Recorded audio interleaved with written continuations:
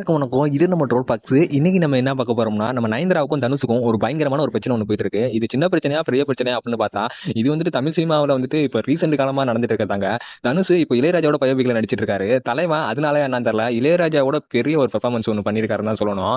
இப்போ தனுஷ் வன்மத்தை கக்குனாரா இல்ல நயன்தாரா வன்மத்தை கக்குனாங்களா அப்படின்னு இந்த வீடியோ நம்ம பார்ப்போம். தம்பி, நான் குட்டி கதை சொல்லுவன் அல்ல தம்பி, வரலாற்றை கற்பிக்க வந்தவன். அதாவது நயன்தாராவுக்கு கல்யாணம் ஆகி கொஞ்சம் சில வருஷங்கள் ஆச்சு. அந்த கல்யாண வீடியோவை வந்துட்டு நெட்ஃபிளிக்ஸ்ல அவங்க அப்படியே கொடுத்துட்டாங்க. இப்போ நெட்ஃபிளிக்ஸ்ல கொடுத்து அவங்க வியாபாரம் பார்க்க வந்துட்டு நிறைய வந்துட்டு ப்ரொடியூசர்கள் வந்து வாழ்த்து தெரிவிச்சிருக்காங்க. வாழ்த்து தெரிவிச்சாங்க, கொஞ்சம் கோஆபரேட் பண்ணிருக்காங்க. ஏன் நான் சொல்றேன்னா, நயன்தாரா கடந்து வந்த பாதையில சில படங்கள்ல இருந்து சில வீடியோக்களோ சில சாங்ஸோ சில இது யூஸ் பண்ணிருப்பாங்க போல. ஸோ அதனால அதை வந்துட்டு நிறைய ப்ரொடியூசர்கள் வந்துட்டு என்கரேஜ் பண்ணி வாழ்த்து தெரிவிச்சிருக்காங்க. அப்படி ஒரு நயன்தாரா நடிச்ச படம் தான் நானும் ரவுடி தான். அந்த படத்துல நம்ம தலைவன் தனுஷ் தான் வந்துட்டு ப்ரொடியூசரா இருந்திருக்காரு. ஸோ அந்த படத்தோட ஒரு 3 செகண்ட் வீடியோ வந்துட்டு நயன்தாரா வந்து யூஸ் பண்ணிருக்காங்க.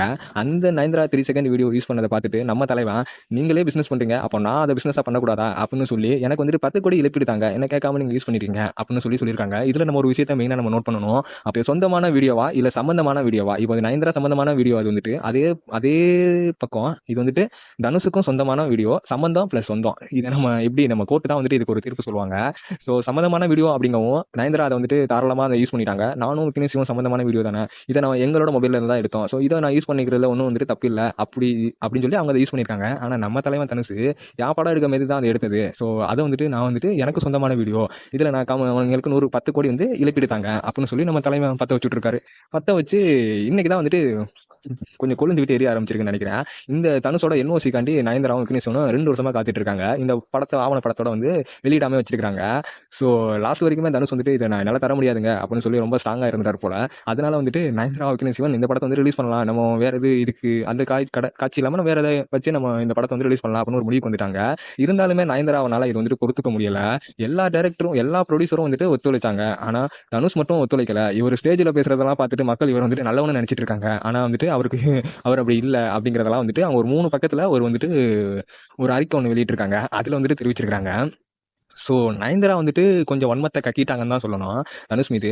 தனுஷ் எதுக்கு 10 கோடி கேட்டாரு அப்படின்னு தனுஷ் சைட்லேருந்து இன்னும் வந்துட்டு சரியான வந்துட்டு இன்னும் நமக்கு வந்துட்டு இன்னும் வரலன்னு தான் சொல்லணும் நியூஸ். ஸோ தனுஷ் சைட்லேருந்து இது கண்டிப்பாக ஒரு ரிப்ளை கொடுப்பாங்கன்னு நினைக்கிறேன். இப்போ நமக்கு என்னன்னா, அதை வந்துட்டு பிஸ்னஸாக தான் வந்துட்டு விக்னேஷ் சிவனும் நம்ம நயன்தாராவும் வந்துட்டு நெட்ஃப்ளிக்ஸ்ட்டை கொடுத்துட்டாங்க. ஸோ அதை அவங்க பிஸ்னஸாக பார்க்கும் போது எனக்கு சொந்தமான ஒரு வீடியோவை நீங்கள் யூஸ் பண்ணுறீங்கன்னா அதை நான் ஏன் பிஸ்னஸாக பார்க்கக்கூடாது அப்படின்னு தனுஷ் சைட்லேருந்து யாரும் சொல்லலை.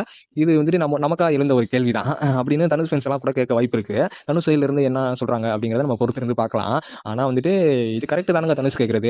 இப்போ இளையராஜா ஐயா வந்துட்டு சாங்ஸ் கேட்டாரு, தலைவன் அவரோட பயோபிக்ல நடிச்சிட்டு இருக்கான். அதனால வந்துட்டு ரொம்ப ஸ்ட்ராங்கா இருக்காரு தன்னோட இதுல அப்படின்னு சொல்லலாம்.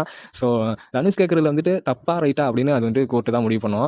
அது லீகலா வந்துட்டு நாங்களும் சந்திப்போம் அப்படின்னு நயன்தாராவும் இதுக்கு வந்துட்டு ஒரு போல்டா ஒரு அறிக்கை ஒன்று விட்டுருக்காங்க 3 பக்கத்துல. ஸோ அந்த போல்ட்டை நான் பாராட்டுறேன். இப்போ என்னன்னா அவங்களுக்கு கொஞ்சம் வந்து ஆதங்கம், இவ்வளவு நாள் 2 வருஷம் வெயிட் பண்ணுவேன், அந்த மனசை வந்து கரையவே இல்லை இன்னும் அப்படின்னு சொல்லி வந்து நயன்தாரா வந்து ஒரு ஆதங்கத்தில் விட்டுருக்காங்க. அது நமக்கு நல்லாவே தெரியுது.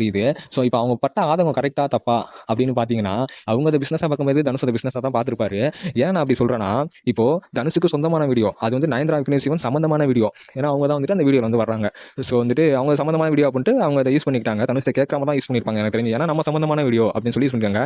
நம்ம தலைவன் தனுஷ் வந்துட்டு என் படத்தில் வந்துட்டு என் படம் ரீதியான என் படத்துக்கு சொந்தமான ஒரு இதை வந்துட்டு நீங்கள் எப்படி யூஸ் பண்ணலாம் அப்படின்னு சொல்லி 10 கோடி வந்துட்டு அந்த மாதிரி கேட்டார் போல. 10 கோடி வந்துட்டு எனக்கு வந்துட்டு இழப்பீடு தாங்க அப்படின்னு சொல்லி கேட்டிருக்காரு. ஸோ இது கரெக்டா தப்பா அப்படின்னு பார்த்தீங்கன்னா, கண்டிப்பாக நான் என்ன சொல்ல வரேன்னா, இது தனுஷ் சைட்லேருந்து பார்த்தீங்கன்னா கொஞ்சம் இவர் விட்டு கொடுத்து போயிருக்கலாம். ஏன்னா வந்துட்டு அவங்க கல்யாணம் ஆனவங்க, சரி ஓகே உங்கள்கிட்டையும் பணம் இல்லாமல் இல்லை, அவங்கள்ட்டையும் பணம் இல்லாமல் இல்லை, இதில் என்ன யூகோ இருக்குது, அவங்க வந்துட்டு யூஸ் பண்ணிட்டு போகிறாங்க நம்மளுதை அப்படின்னு சொல்லி விட்டு போயிருக்கலாம். ஆனால் தனிப்பட்ட முறையில் நயன்தாரா வந்துட்டு மேலே பிடிக்கல அப்படிங்கிற ஒரே ரீசனுக்காண்டி தான் வந்துட்டு தனுஷ் இந்த மாதிரி பண்ணுறாரு அப்படின்னு அவங்க 3 பக்கத்தில் அந்த ஃபோட்டோ ஒன்றில் இதையும் கொஞ்சம் ஆட் பண்ணி அவங்க போட்டிருந்தாங்க. ஸோ அதனால வந்துட்டு கூட பண்ணியிருக்கலாம். தனுஷுக்கு என்ன ஒன்றுன்னு தெரியல, கேட்காம போட்டனாலயா இல்லை வந்துட்டு வேணுமுன்னே நயன்தாராவை பழிவாங்க இப்படி பண்ணுறாரா அப்படின்னு தெரியல. ஆனால் தனுஷ் ஃபர்ஸ்ட் ஒரு படம் நடிச்சிருந்தாங்க தனுஷும், யாரடி நீ மோகினி. ஸோ அந்த படம் செம்ம படங்க. அந்த படத்தை எனக்கு இன்னுமே வந்துட்டு அந்த படம் இவங்களை பற்றி பேசும்போது அந்த படம் எனக்கு நடுவில் வந்து போகுது. இந்த நானும் ரவுடி தான் படத்தில் வந்துட்டு இப்படி தனுஷ் வந்துட்டு இப்படி பண்ணிட்டு இருக்காரு. அந்த படம் வந்து என்னோட படம் வந்துட்டு அதில் எனக்கு வந்துட்டு முறையாக வந்துட்டு நான் பண்ணியிருக்கணும், இப்போ எனக்கு வந்து 10 கோடி இழப்பீடு தாங்க அப்படின்னு கரையாமல் நிற்கிறாரு. அவங்க வந்துட்டு நயன்தாரா வந்துட்டு பயங்கரமாக வந்துட்டு ஆதங்கமும் வன்மமும் வந்து தீர்த்துட்டாங்க.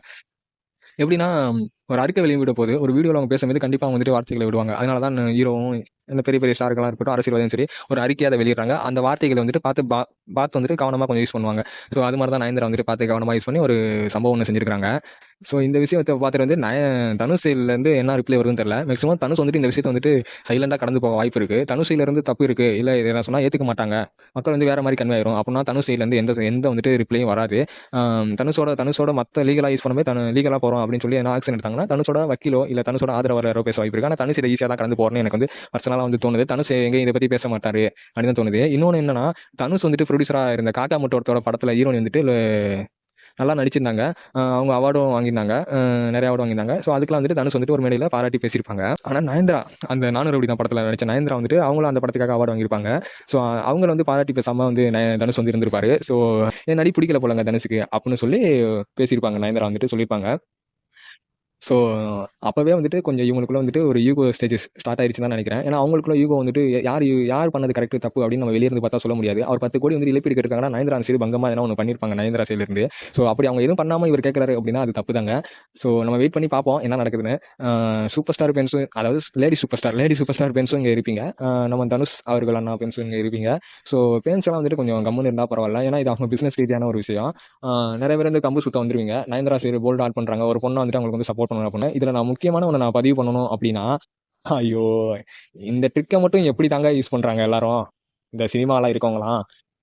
படம் வந்து நல்லா இருக்கோ நல்லா இல்லையோ, இப்போ அது எந்த ஆவண படமா இருக்கட்டும் இல்லை எந்த படமா இருக்கட்டும், படம் நல்லா இருக்கோ இல்லையோ, ஆனால் அதை வந்து விளம்பரம் பண்ணுறதுக்கு ஒரு யுக்தி ஒன்று இருக்குது. அதான் அட்வர்டைஸ்மெண்ட், ப்ரீ அட்வர்டைஸ்மெண்ட். அவங்க 3 பக்கத்துக்கு ஒரு போஸ்ட்டை போட்டு நான் தனுஷ் அதில் இழுத்து விட்டு, நான் இப்போ 2 நாளைக்கோ எப்போ அந்த படம் ரிலீஸ் ஆக போகுது, அந்த ஆவண படம், அந்த படத்துக்கு வந்துட்டு ஆடியன்ஸ் வந்து சேர்த்துட்டாங்க. இப்போ அந்த படம் வெளியே வந்திருக்கிறது தெரிஞ்சிருக்காது. நயன்தாரா பேஜில் பார்த்தா தெரிஞ்சிருக்கும். நயன்தாரா இந்த மாதிரி ரீல்ஸ் அந்த மாதிரி அப்பப்போ பார்க்கும்போது ஓகே உங்களுக்கு நடந்திருக்கு போல அப்படின்னு நிறைய பேருக்கு வந்துட்டு சேர்ந்துருக்கும். இப்போ இந்த இஷ்யூ ஆரம்பிச்சு பயங்கரமாக அட்வர்டைஸ்மெண்ட் பண்ணிட்டாங்க அவங்க. நான் பயங்கரமாக நயன்தாராவை பாராட்டுறேன். ஸோ அவங்களுக்கு எப்படி பிஸ்னஸ் பண்ணணும்னு தெரியும்.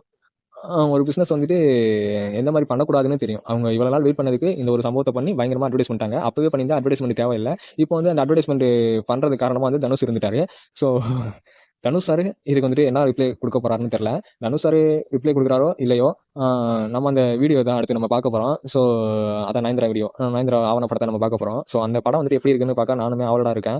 அப்படி என்னன்னா மகேந்திரா காமிச்சிருக்கேன் இந்த கல்யாண வீடியோவில், அவனும் நெட்ஃப்ளிக்ஸில் நம்மளும் கொஞ்சம் பார்க்க வேண்டியது இருக்கு. அந்த ரிவ்யூவில் நம்ம சந்திப்போம். இதுக்கு நடுவில் வந்துட்டு நம்ம சேனலை சப்ஸ்கிரைப் பண்ணாதவங்க பண்ணிக்கோங்க. அவ்வளோதாங்க, வேற ஒன்றும் இல்லை. நம்ம நிறையா பேசுவோம். பாய் டாட்டா.